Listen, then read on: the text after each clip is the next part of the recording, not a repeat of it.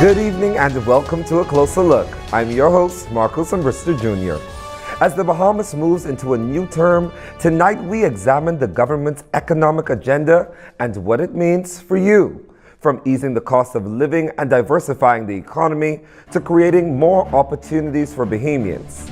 And later, we're joined by 3 members of the Senate to discuss the road ahead. You're watching A Closer Look. Stay with us. There's more after this break.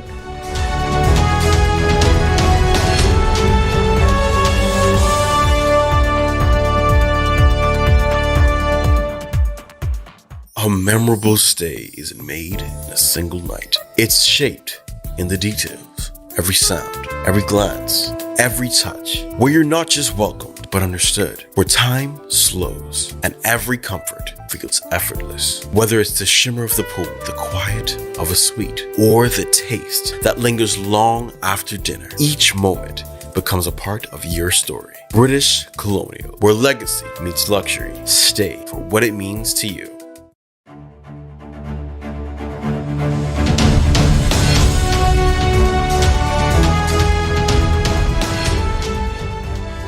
Welcome back to A Closer Look. Thank you for staying with us. For many Bahamians, the economy comes down to one question. How far does my dollar go? From taxes and VAT relief to support for homeowners, what is being done to ease the pressure? Here's April Sand-Smith with more.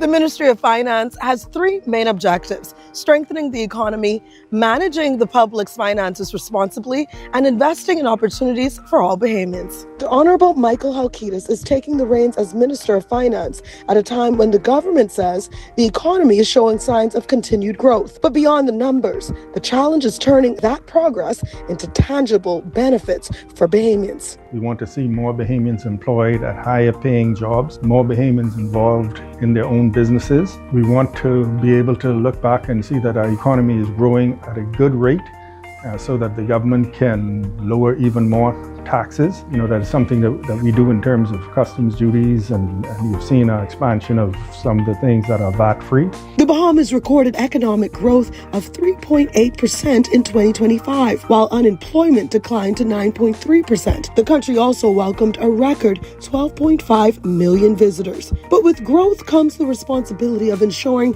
the country's finances remain on a sustainable path. What we have to do as government is to continue that those opportunities that arise out of this growth are made available to Bahamians. And we do that by our policy, by reserving particular segments of the economy for Bahamians, for example, retail trades, water sports, etc., amongst others. We have to make sure that we continue to make the opportunities available for entrepreneurs by making funds available to them through our support of the SPDC, Bahamas Development Bank, and other government programs, and just to clear the way for Bahamians who want to become entrepreneurs to do so. The government is projecting a budget surplus of more than $223 million.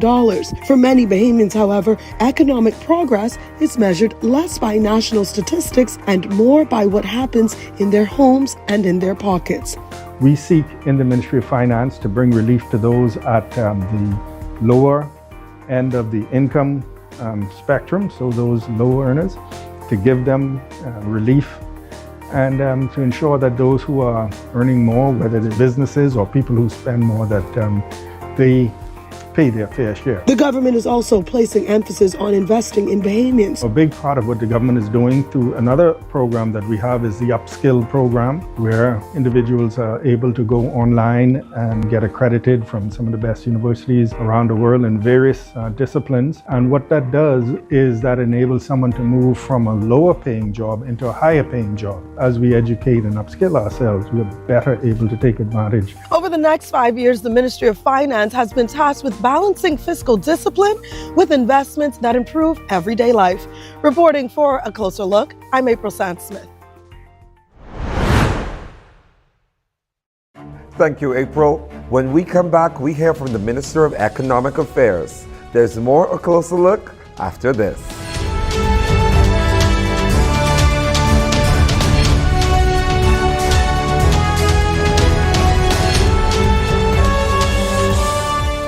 This is the National Youth Guard program designed to train young people to help the Bahama Islands in times of disaster. I decided to join to better serve my country as well as to better myself. We train the help in search and rescue, Electrical, plumbing, and carpentry. And things that they can actually expand on in their careers. Young people who join the Youth Guard program discover a sense of identity, a sense of purpose, and a sense of patriotism. This program isn't about only the individuals, it is about the country.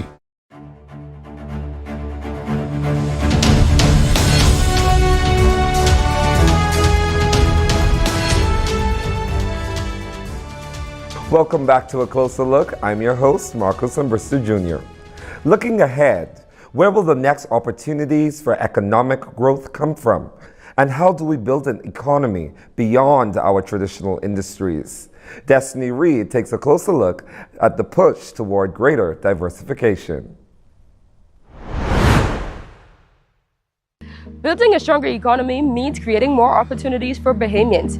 From expanding financial services to protecting consumers, the Ministry of Economic Affairs is helping to shape the future of the Bahamas. The Ministry of Economic Affairs is looking to strengthen the Bahamas' position as a leading financial center while creating greater opportunities within the sector. The Bahamas, as you're aware, is a financial center, as it is our financial services sector represents our second leading industry in the country. And we have developed a reputation over the years. We need to focus more on the financial services that we offer, which promote persons coming here and actually living here. The ministry is also working to expand direct trade relationships, helping Bahamian businesses build the capacity to export their products, compete in international markets, and create new opportunities. Having relationships with countries who we can trade with directly as opposed to going through the U.S. where the tariffs really are having an impact on the cost of goods here, but also on the export market, which is the other side of it, to encourage Bahamians to export more. We found that cultural export is really one of the areas that a lot of countries are interested in what the Bahamas has to offer culturally. As the ministry works to strengthen the economy, it is focused on ensuring Bahamians are protected as consumers. The consumer protection is making sure that at the end of the day, what we import is of a quality that's at a standard that we set.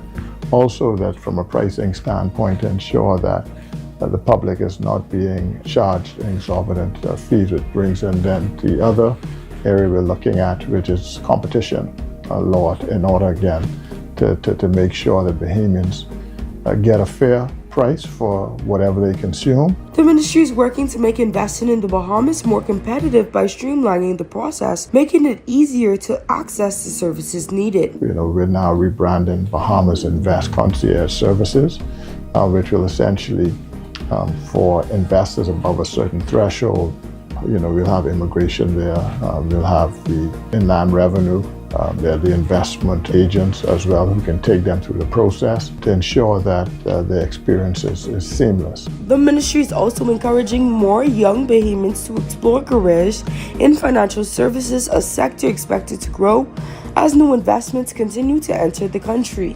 A stronger economy means more opportunities for everyone. The Ministry of Economic Affairs is helping to position the Bahamas for long-term growth and greater economic resilience. Reporting for A Closer Look, I'm Destiny Reed. Thank you, Destiny, for showing us that building a stronger economy means creating opportunities that reach every Bahamian. There's more Closer Look after this.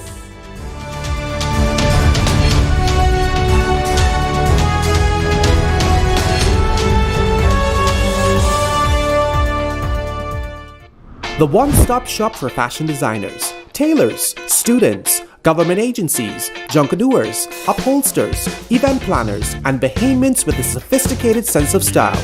Commonwealth Fabrics is here to provide everything you need, from the smallest notions to the most elegant and unique fabrics. Family and Bahamian owned since 1979.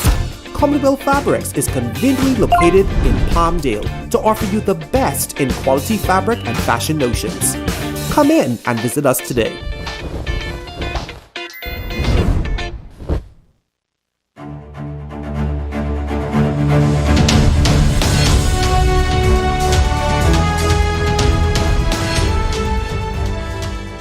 Welcome back to A Closer Look. I'm Marcos and Brister Jr.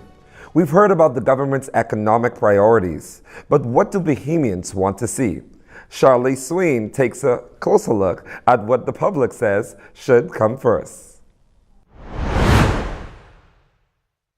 From improving the ease of doing business to creating more jobs, strengthening the economy remains a key priority for the government.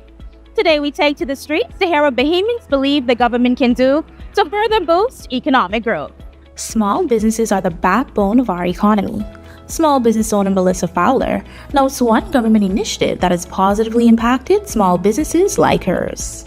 The recent custom decrease in certain items, they help because how I work a 9 to 5 and also others may also work those kinds of jobs, it does help because we fund our businesses out of pocket.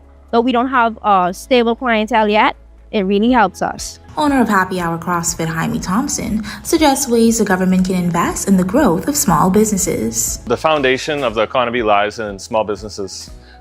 This is where Bahamians have the most opportunity to grow. In order for Bahamians to grow with what we have, which is so little when we start off with a business, we need capital, and so with the government providing more opportunities with grants and loans, giving people more opportunities who may not so be the most educated to be educated, and for persons who are educated, the opportunity to pursue certain opportunities that are going to allow them to take advantage of grants and loans so that they can have the financial backing that they need from the very beginning to set themselves up for success in the future and the long run.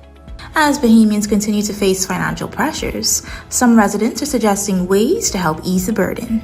Reduce the cost of living on straight across the board and VAT. Where they could do something is when it comes to the import cost, because there's a 3-time taxation, so I don't know why we're taxing a tax. While tourism remains the Bahamas' leading industry, some Bahamians believe greater attention should be given to other sectors of the economy. I feel like they should continue to invest in technology. Seeing that how the world is so digitalized nowadays, I feel like that should be our first step. IT and agriculture, actually, because we need to be able to feed ourselves. Andros has so much good soil, why are we not putting that to real use on a mass productive scale? And that could actually generate more jobs and pump into Andros' economy. Economic growth is most meaningful when every Bahamian shares in its benefits. And the government says this remains its focus. This term, the government plans to build on existing initiatives by diversifying the economy and encouraging investment, ensuring that more Bahamians share in the benefits. Reporting for A Closer Look on the Go, I'm Charlie Swain. Thank you, Charlie. When we return, we take the conversation to the desk and hear directly from government officials. Stay with us. There's more.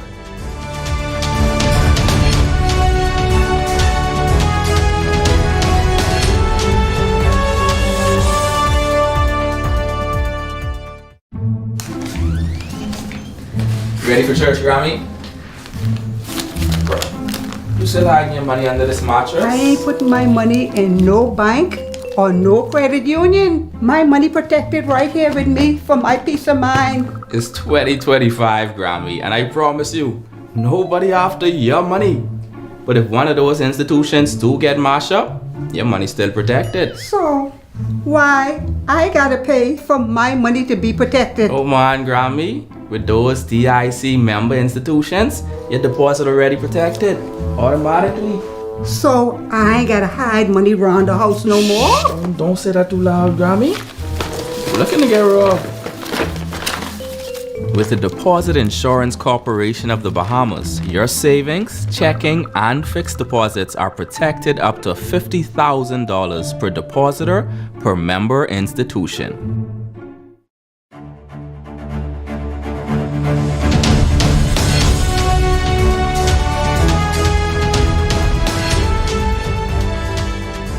Welcome back to A Closer Look. I'm your host, Marcos and Brister Jr.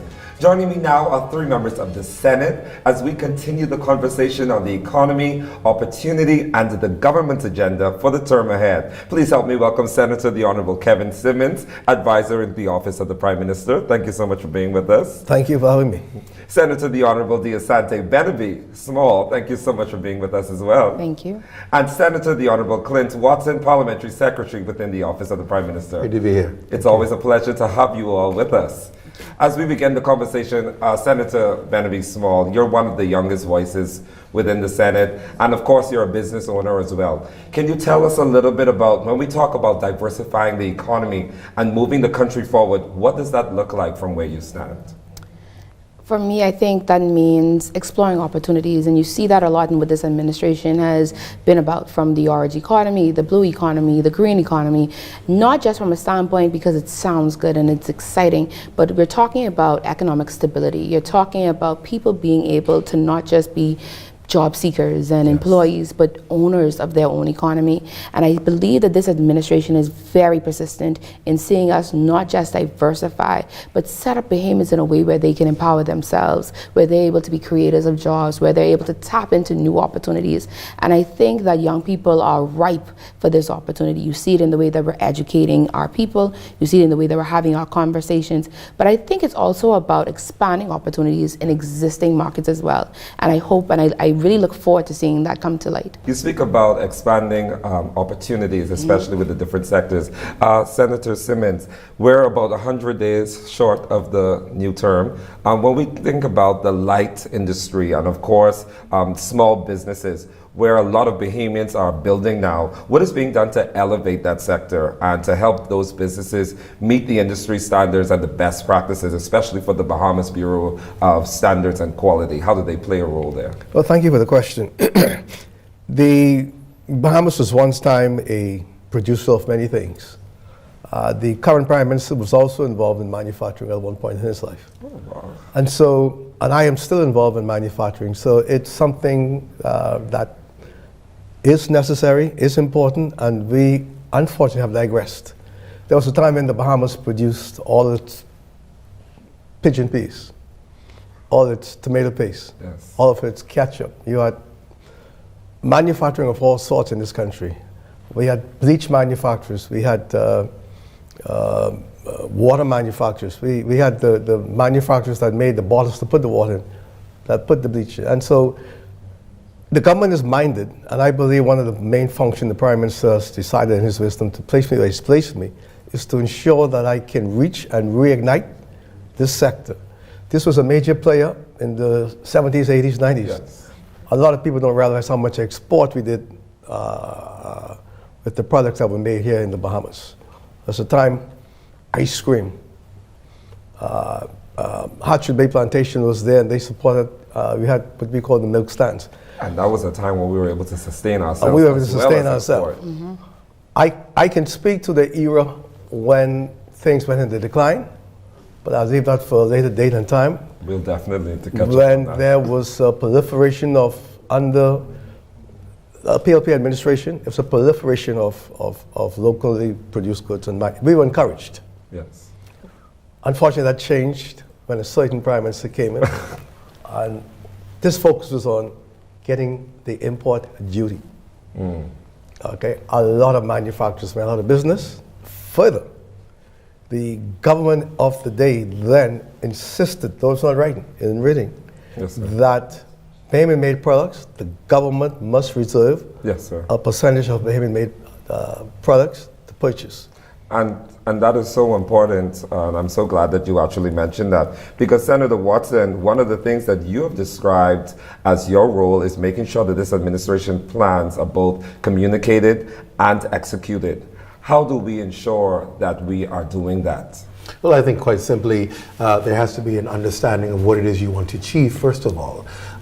So many times people vote governments into power, and then they look around about a year or two later and say, well, how am I benefiting?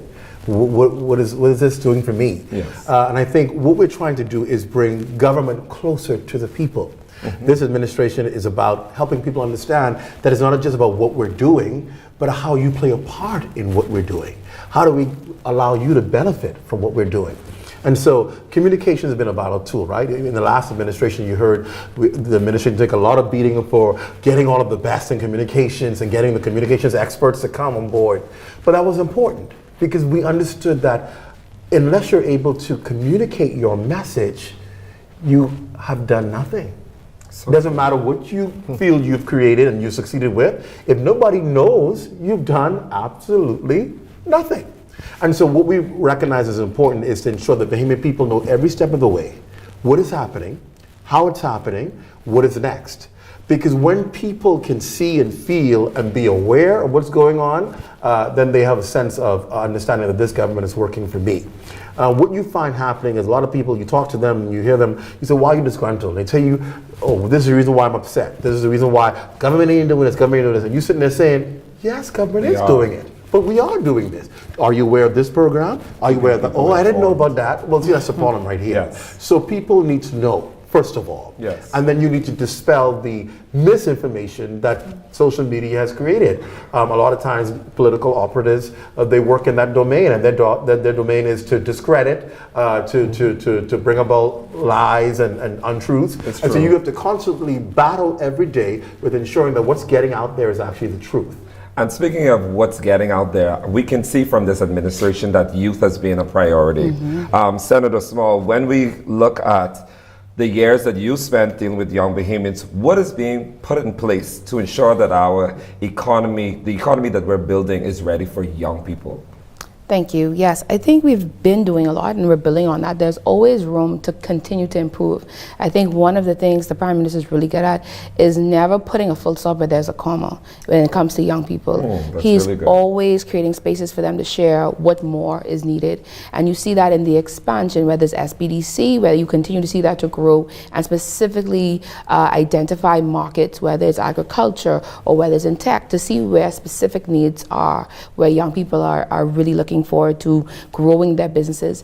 But you also see is DigiLearn and upskill. I think that's one of our greatest initiatives because it's closing the gap. Because a lot of times we think, again, education stops at grade 12 or with college, but we should always be learning, always expanding. And I think a prepared people is a ready people in terms of when opportunities come. Are you really ready for this opportunity? And you see that in the way that we're investing, not just in bringing investors, bringing in these opportunities, but preparing our people, our young people in all ages, which I think is really important.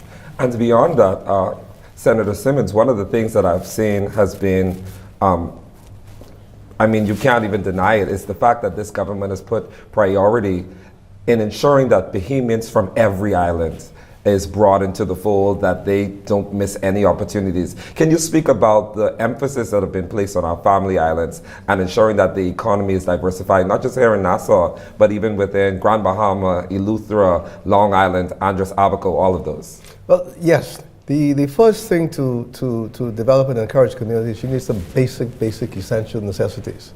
Yes, sir. The Prime Minister has been high on having medical facilities on every island. And his thrust is that whatever happens in Nassau should happen on every island. Every island is now have an airport under construction or completed, every island. We're looking at the schools to ensure that children can go to school.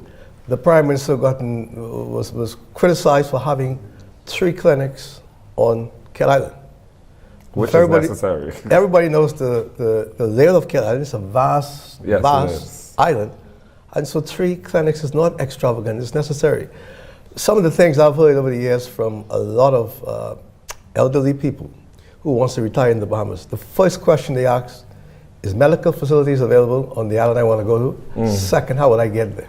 Yes. No airport, no facilities, you can't encourage too much growth. That's so true. The Prime Minister was accused of not laying pipe in his constituencies. All of his islands are running water, except Rumkey, who he's working on now. So the basic infrastructure to encourage growth, the government is actively seeking to have all these things. Docks renovated, airports, like I said, schools, medical facilities, all are being done.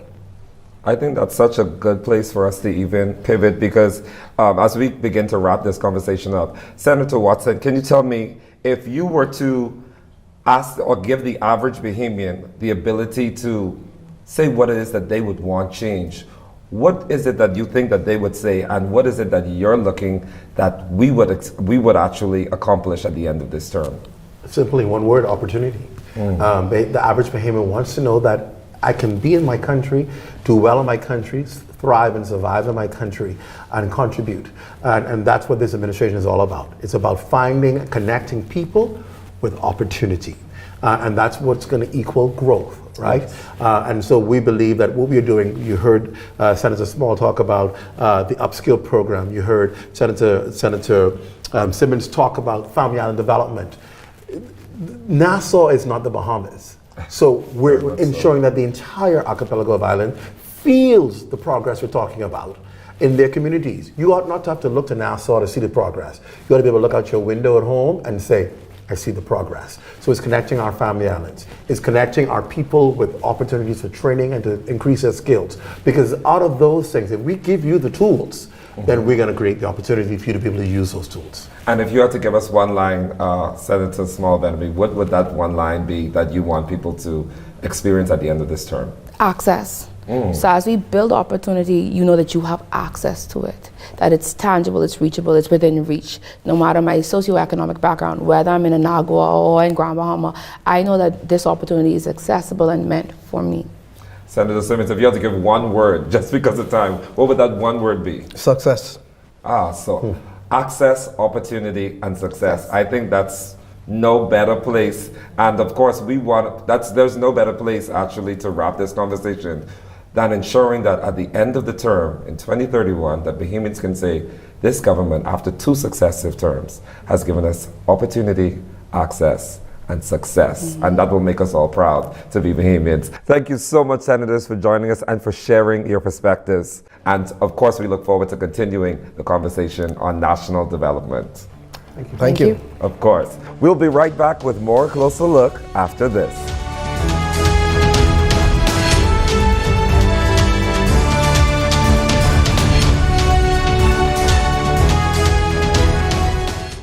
There are a lot of new opportunities in our country. We are building an economy that includes everyone. And you chose to come to BTVI. The best place to learn. Expanding and updating BTVI. It prepared me for the future to be an entrepreneur. And this is what this is all about. We are creating more opportunities for more Bahamians because opportunity is the key to success.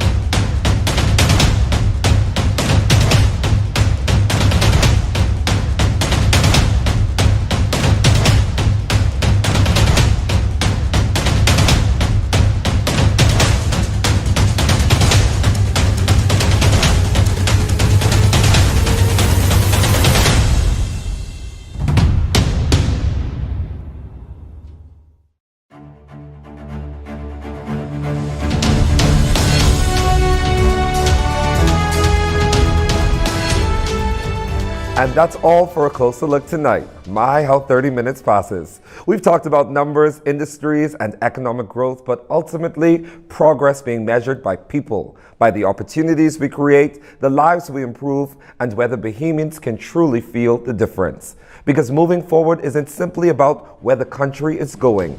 It's about making sure Bahamians are moving forward with it. I'm your host, Marcos Umbrister Jr. Thank you so much for watching. Good night, Bahamas.